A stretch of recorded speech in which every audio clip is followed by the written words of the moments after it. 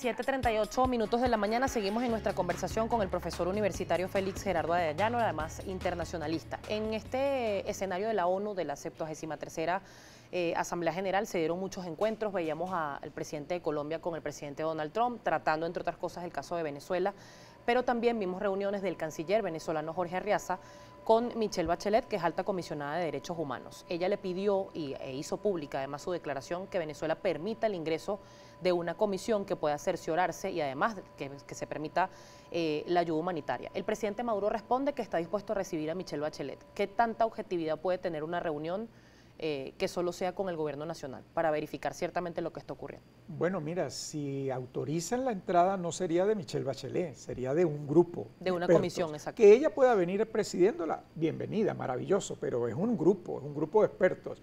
Que le restrinjan la posibilidad de diálogo en el país, eso sería muy grave, ya eso sería un punto en contra, totalmente en contra dentro del informe. Esas comisiones tienen que reunirse con todos los involucrados en los temas de derechos humanos, con las ONG, con los partidos políticos, con los medios de comunicación. De lo contrario es una farsa. Entonces, eso si se hiciera, primero, no sé si cuando digan el nombre de la comisión el gobierno esté tan abierto, y es otro error.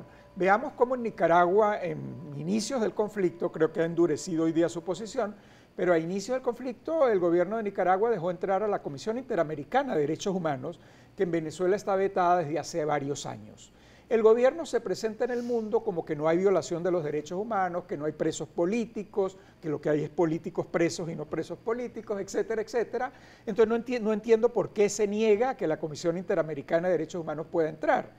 Repito, si esas comisiones entra un grupo de expertos que domina muy bien su normativa, que tiene mucha experiencia, y si se le va a negar el acceso, ya empieza la violación a los derechos humanos, porque eso es violación a la libertad de diálogo, a la libertad de expresión, a la libertad de comunicación, tal manera que sería muy positivo si se empiezan a dar esos cambios, porque eso es lo que quiere, repito, la comunidad internacional, las Naciones Unidas, lo que quiere es abrir puentes, establecer canales y poder orientar la política del país hacia la convivencia, el diálogo y el respeto de los derechos humanos. Hay una intención cierta, profesor, de la comunidad internacional de una salida pacífica. Esto se lo pregunto porque el gobierno nacional insiste en que se quiere invadir Venezuela, en que quieren apropiarse de las riquezas de nuestro país y que quieren tumbar al gobierno. Eso es lo que han dicho muchos voceros. Sin embargo, la comunidad internacional ha sido clara, incluso el mismo Iván Duque, que lo tenemos al lado, ha dicho que no tiene ningún tipo de política belicista para con Venezuela.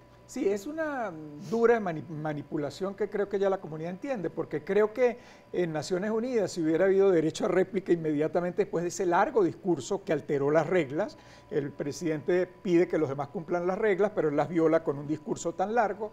Si hubiese habido réplica, le hubieran preguntado quién es el que está entregando los recursos mineros. El arco minero no es una decisión de las Naciones Unidas, ni de los países enemigos. El arco minero, que carece de toda transparencia y de todo equilibrio, creo que es una forma de intervención. La presencia cubana en Venezuela, no sé cómo llamar eso, soberanía e independencia.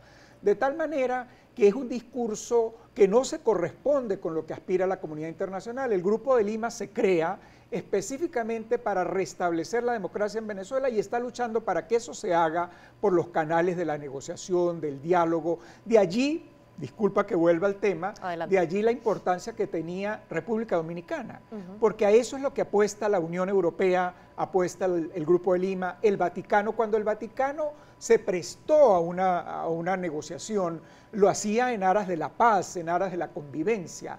Entonces creo que estos dos graves errores, pues, suman demasiado para creerle hoy al presidente que quiere un diálogo. Eso es lo que quiere la comunidad internacional.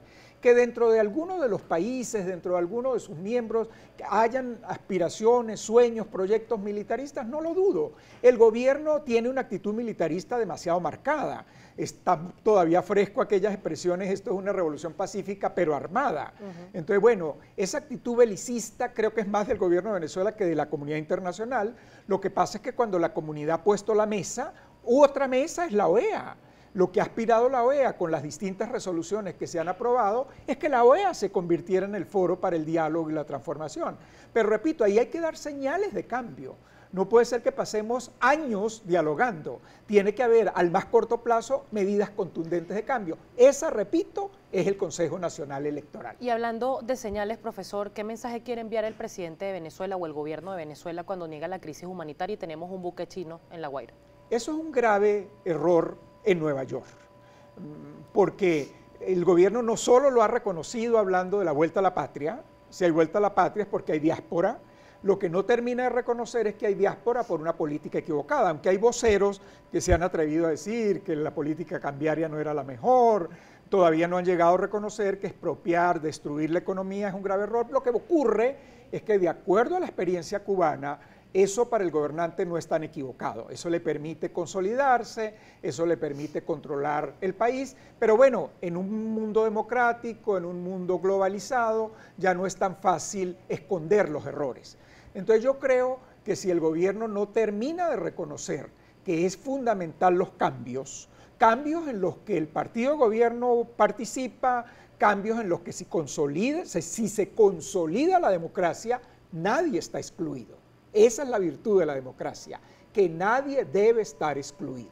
Profesor, hay participación a través de @primerapágina, me voy a permitir leerle varios de ellos. El señor Gabriel Adonai le pregunta lo siguiente: ¿qué cree él sobre las recientes declaraciones de Luis Almagro? ¿Esas también son mentiras?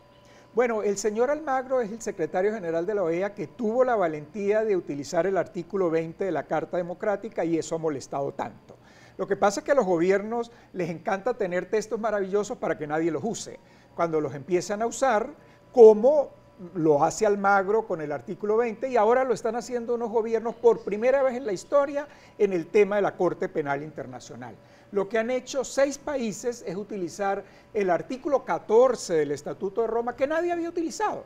Entonces, bueno, eso molesta. Ahora, yo creo que la OEA como institución lo que está tratando de promover con Venezuela es el diálogo.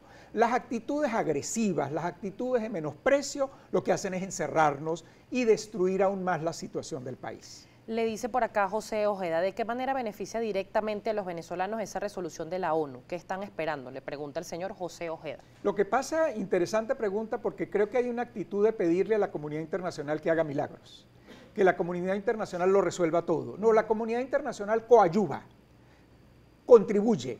Lo importante en este momento es ver la enorme preocupación, el enorme interés, la gran sensibilidad que hay en el planeta democrático sobre Venezuela, pero el gobierno la menosprecia llamándolos satélites, llamándolos lacayos. No, son países democráticos donde a su interior hay debates, hay diferencias, pero que aspiran que en Venezuela reine la democracia, porque si reina la democracia todos podemos participar y no se va a descalificar por traidor a la patria a quien opine diferente. El presidente habló en Nueva York de que los Estados Unidos querían un modelo único, un discurso único, un lenguaje único, pero pareciera que al interior del país eso es lo que se trata de hacer.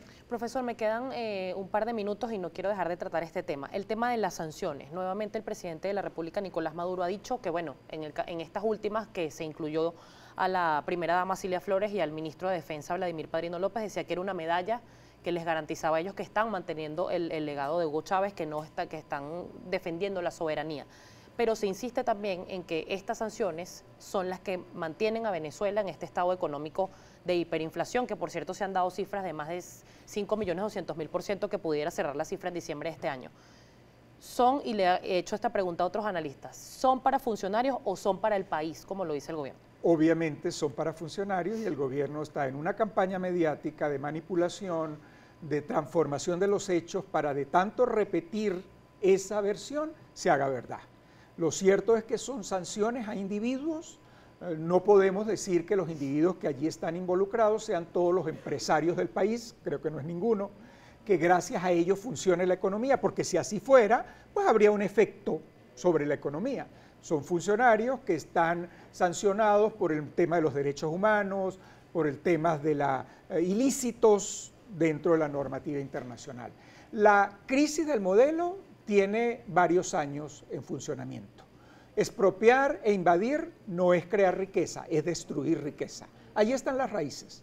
¿Por qué las negamos? ¿Por qué sistemáticamente las negamos? Lo sorprendente es que individuos como el señor Zapatero se sumen a esa invención. La crisis del modelo es un modelo autoritario que no da seguridad jurídica, que no respeta las reglas de juego y en consecuencia no hay posibilidades de crecer ni de dar oportunidades a la población. Profesor, le agradezco mucho esta conversación. Estábamos conversando con Félix Gerardo Arellano, internacionalista y también profesor de la Universidad Central de Venezuela.